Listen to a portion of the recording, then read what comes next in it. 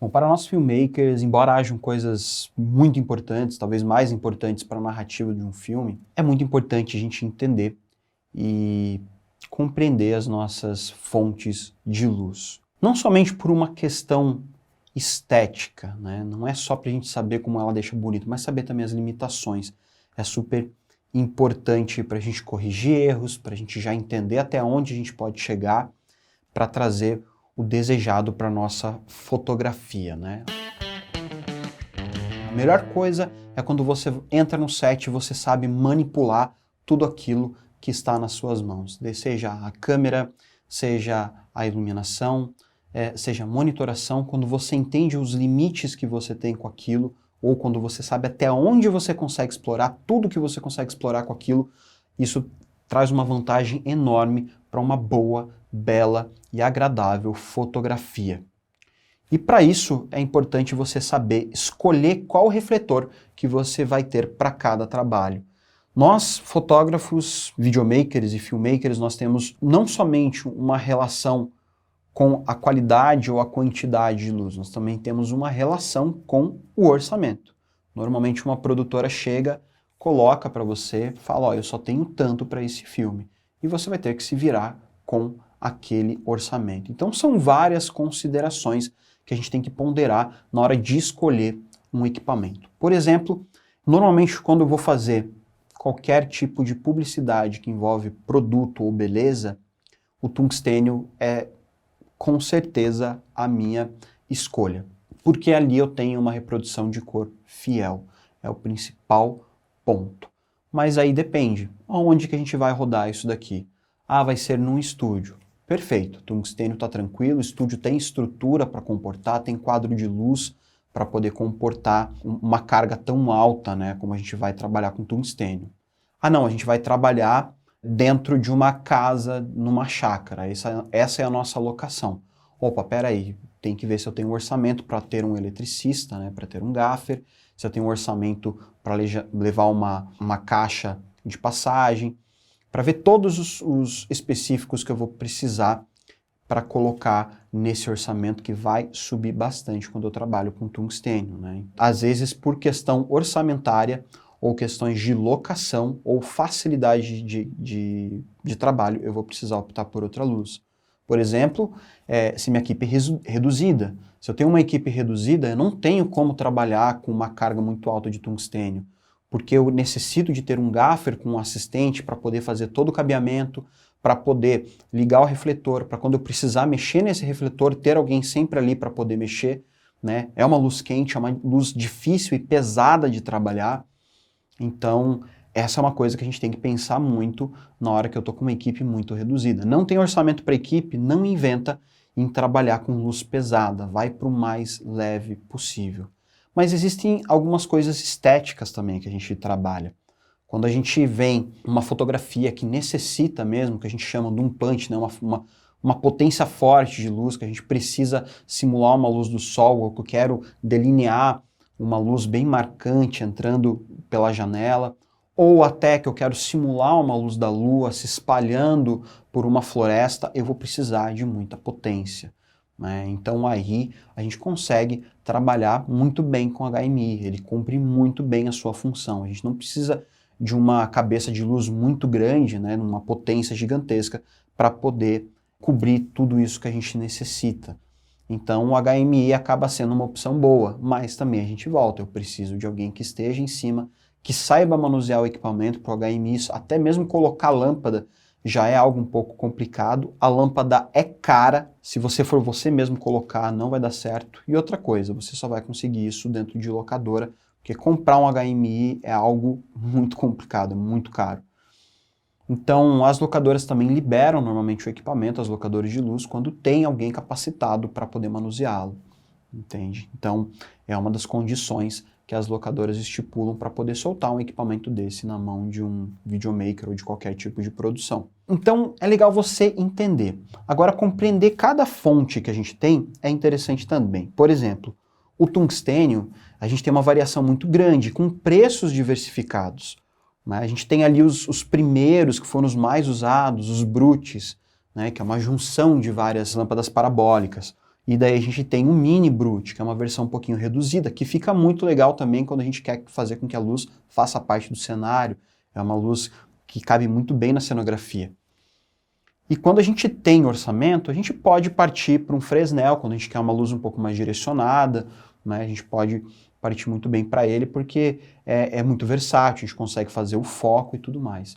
Agora, muitas vezes a gente não tem orçamento, nem mesmo para pegar um Fresnel. O que eu aconselho é uma luz muito barata, que eu já utilizei e muito para fazer publicidade, para fazer filme, para fazer curta, média, tudo mais, que são os Par 64. Par 56, Par 64 são luzes de tungstênio que trabalham também com uma lâmpada parabólica, o qual você consegue escolher qual que é o fechamento que você quer, né, a angulação que você quer desses raios.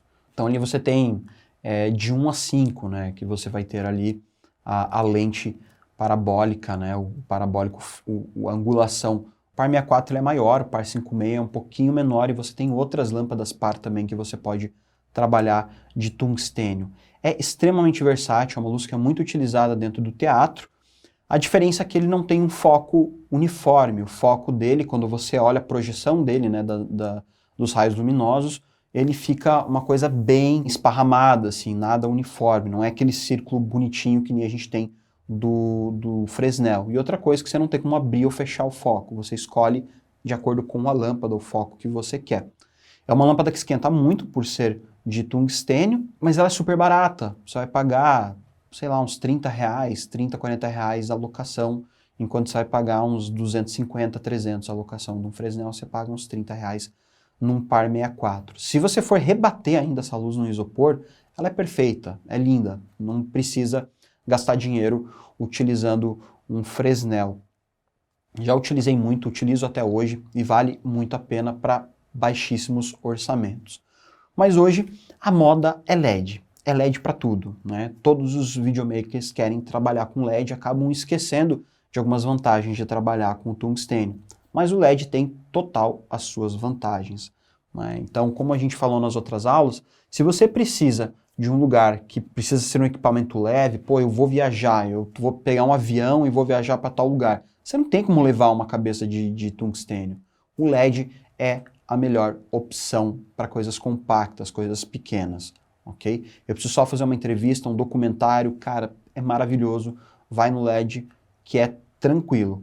Ou a minha locação não comporta alta potência, não tem como eu colocar uma carga muito grande que vai cair disjuntor, pega, leva um LEDzinho, conecta e tá tudo ok. Agora dentro do LED também a gente tem toda essa variação. A gente tem ele 5600, 3200, a gente tem os bicolor e a gente tem os RGB. Quando que eu utilizo cada um? Bom, isso é importante você saber quando você está utilizando outras fontes misturadas dentro do teu set, né? Mas não necessariamente que você vai precisar sempre ter tudo igual. Você tem para isso as gelatinas de correção, justamente para isso, CTO, CTB, para a gente poder transformar uma luz 5600 em 3200 e vice-versa, né? Então a gente consegue equilibrar. Se eu estou trabalhando com um monte de luz de tungstênio dentro de um set, tenho mais 2 LEDs, eu com um CTO consigo deixar todas elas iguais. Quando que eu vou trabalhar com um bicolor? Aí vai depender muito, vai depender se você vai fazer um curta ou algo que você vai passar vários dias, você vai depender de uma cabeça de luz só, e você quer fazer vários efeitos, e você precisa de uma agilidade no set para não ficar colocando e tirando gelatina, os bicolors são uma excelente opção, mas sempre lembrando que sempre o bicolor você vai ter uma deficiência energética ali de uns 30%. Não é bem energética, mas é porque ele vai acabar dividindo as cores, né, um pouco do 3200 e um pouco do 5600, você não vai ter 100%. Se o fabricante fala que é 300 watts, você vai ter uma lâmpada ali mais ou menos em 180, 200 watts em cada uma das extremidades, em 3200 e 5600, e mais ou menos uns 220 e 250 watts em 4000 Kelvin, mais ou menos, né? Que vai ser ali no meio termo. Então é bom você entender isso. Não vai querer pegar um refletor bicolor e achar que você vai ter a mesma potência de um que é uma cor só, né? E quando que eu vou utilizar o RGB? Aí vai do seu projeto.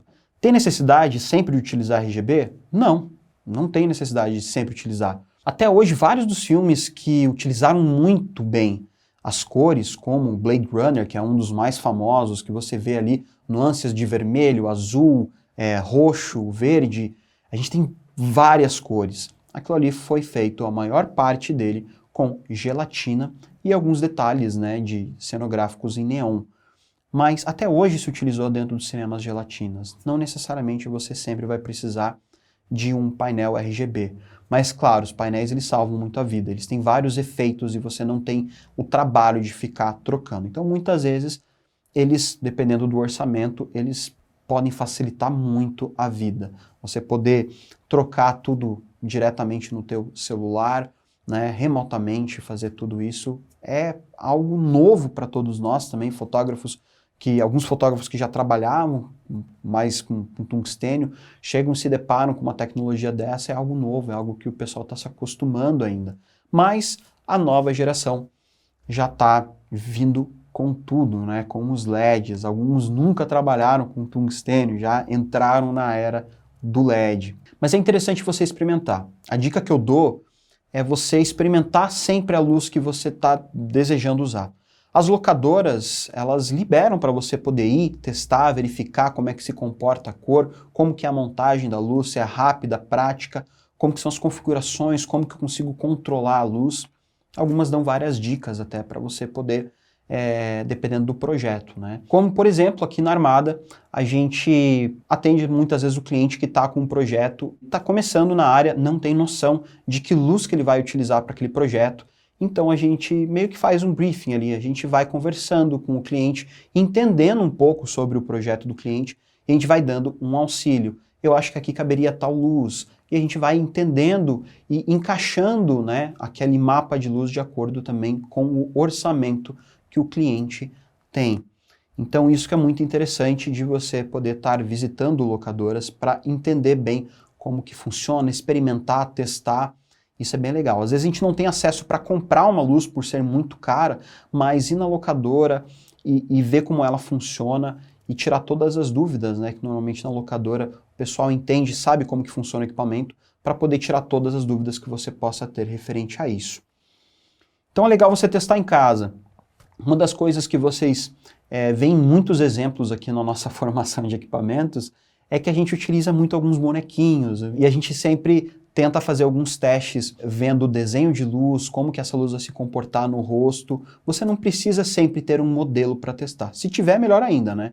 A pele, o melhor lugar para a gente testar a luz. Se você puder testar em vários tons de pele, melhor ainda. Mas se você não tem, se você quer testar em casa, brincar como é que eu desenho a luz, como que eu faço, você pode pegar um bonequinho e testar como que funciona. Agora, a gente não necessita sempre de refletores de última geração. Eu comecei aprendendo a fazer com um bulbozinho mesmo de tungstênio em casa, fazendo o que a gente chama de snood, né? Quando a gente pega um papel alumínio, faz um conezinho e utiliza aquilo para fazer alguns spots. Então, a criatividade também é a melhor coisa. Nem sempre você vai ter orçamento. E por você não ter orçamento, não quer dizer que você não deva produzir. Bem pelo contrário, produza com o que você tem na mão. A melhor ferramenta é a ferramenta que você tem na mão naquele momento. Tente explorar ao máximo o que você tem na sua mão. Se você tem um abajur, tenta ver quais são o que você consegue fazer com aquilo ali.